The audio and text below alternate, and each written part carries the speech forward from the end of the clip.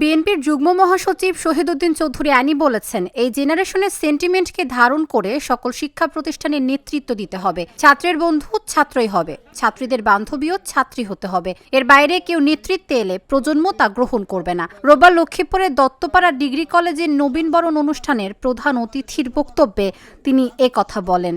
তিনি আরও বলেন, বর্তমানে যারা ছাত্রদলের নেতৃত্ব দিচ্ছেন তারা সত্যিকারের ছাত্র কিনা তা নিয়েও সন্দেহ রয়েছে। ভবিষ্যতের নেতৃত্ব কলেজের নিয়মিত শিক্ষার্থীদের হাতেই থাকতে হবে।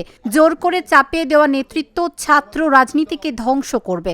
দত্তপাড়া ডিগ্রি কলেজের অধ্যক্ষ নুরুল আলমের সভাপতিত্বে অনুষ্ঠানে বিশেষ অতিথি ছিলেন বাংলাদেশ ফুটবল ফেডারেশনের সহসভাপতি ওয়াহিদ উদ্দিন চৌধুরী অ্যানি, চন্দ্রগঞ্জ থানা বিএনপির সভাপতি এম বেল্লাল হোসেন ও সাধারণ সম্পাদক এম ইউসুফ ভুইয়া সহ অন্যান্যরা। আমার জাতীয়তাবাদী ছাত্র দলের যে নেতারা এখানে আছেন, আমি তাদেরকে সবার আগে বলবো, এই জেনারেশন সেন্টিমেন্টকে ধারণ করে আপনাকে শুধু এই কলেজে নয়, সকল শিক্ষা প্রতিষ্ঠানে আপনাদেরকে নেতৃত্ব দিতে হবে।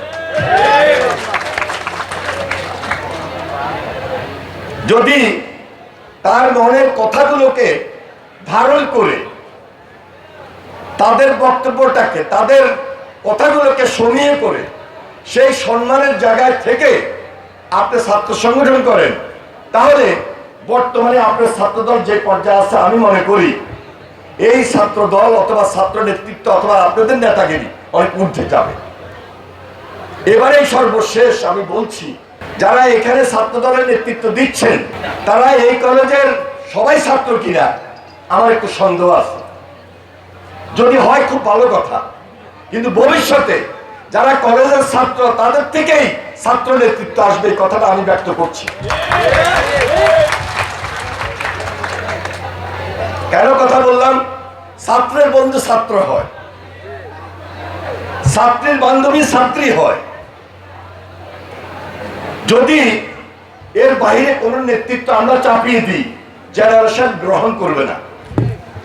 তাহলে জেনারেশন যেন গ্রহণ করে, সেজন্য স্বাভাবিক কারণে আমরা যারা দায়িত্বশীল নেতৃত্বে আছি, সেই সিদ্ধান্তগুলো নিয়েই তাদের প্রজন্মের, তাদের বন্ধু, তাদের বান্ধবী, তাদেরকে দিয়েই আমার ছাত্র সংগঠন পরিচালনা করতে হবে, এবং এটা আমরা করবো ইনশাল্লাহ।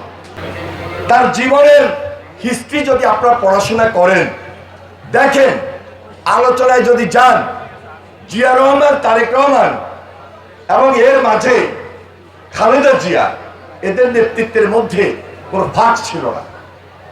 এদের নেতৃত্বের মধ্যে দেশের কথা, প্রজন্মের কথা, আমাদের বাংলাদেশের কথা বারবার ফুটে এসেছে।